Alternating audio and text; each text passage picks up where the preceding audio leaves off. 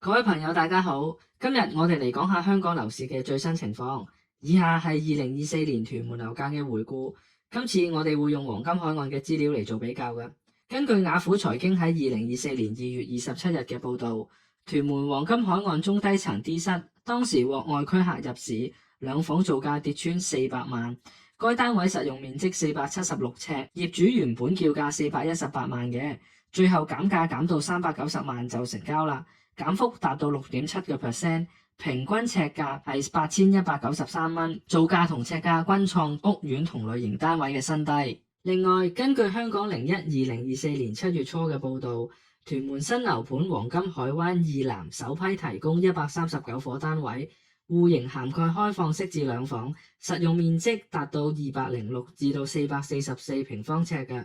當時嘅買家陳女士咧就非常睇好後市嘅。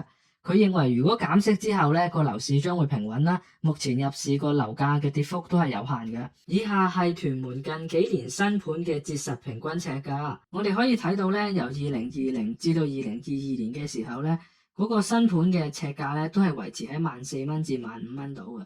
但係一去到2023年3月開始通關之後呢，佢嘅價錢呢就跌到去12,500幾嘅。跟住去到最近嘅2024年7月呢。已經係去到9,988蚊㗎啦。喺唔夠2年之內咧，同區嘅新盤嘅價差咧係超過3成嘅。從地圖上去睇咧，黃金海岸同黃金海灣嘅位置係相當接近㗎，中間咧只係隔咗條馬路。即係話，如果我二手樓係講緊8,100蚊一尺嘅話，一手樓最平我可以做到8,900蚊嘅話，咁如果俾你揀，你都係揀新樓啦。好，咁我哋又睇下之後嘅樓市情況。根據香港2024年9月嘅報導，因為新盤低價搶客，同區二手樓樓價受壓，屯門黃金海岸一期一個3房單位最新以476萬沽出，尺價係7,051蚊，險守7,000蚊嘅關口。嗰個單位咧係2座高層嘅 F 室，實用面積係去到685尺，3房嘅間隔嚟㗎。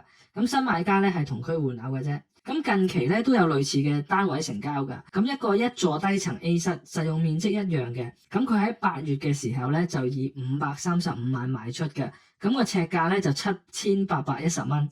即係話咧今次嘅造價咧係低過8月嘅時候，仲要係跌咗11%㗎。跟住落嚟咧，我哋睇下幾日前嘅新聞。2025年1月8日，屯門大型臨海新盤黃金海灣柏岸以親民價搶攻，推出首批128伙，折實嘅入場價咧係大概242萬，折實平均尺價係大概9,788元。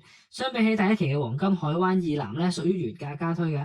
新一年發展商咧，佢好積極咁樣推盤啊，主要咧就吸引咗唔少90後嘅首置客啦、長線收租客去追捧嘅。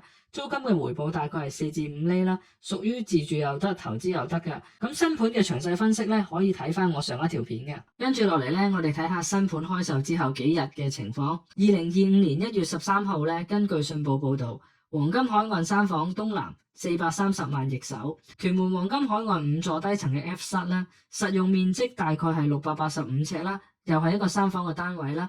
原業主希望咧就以490萬去放售噶，咁喺議價之後咧，最終以430萬易手，略低過市價少少。咁實用嘅尺價大概係6,277蚊嘅。咁新買家咧就係區內嘅人士嚟嘅，因為佢為咗方便小朋友返學咧，所以買嚟自住。好啦，咁樣我哋就可以睇得到咧。每次一手樓推出嘅時候咧，都會對二手樓造成一定嘅壓力，而且佢效果好快就會顯現嘅。上年8月黃金海岸嘅3房尺價都仲係做緊7,810蚊啊嘛，而家最新嘅尺價已經去到6,277蚊，跌咗足足大概20%。有意置業嘅朋友咧，如果大家想執平貨咧，可以密切注視噶。嚟緊唔同發展商咧，將會繼續清貨減價，預期會有大量新盤咧去劈價求售噶。我哋一齊繼續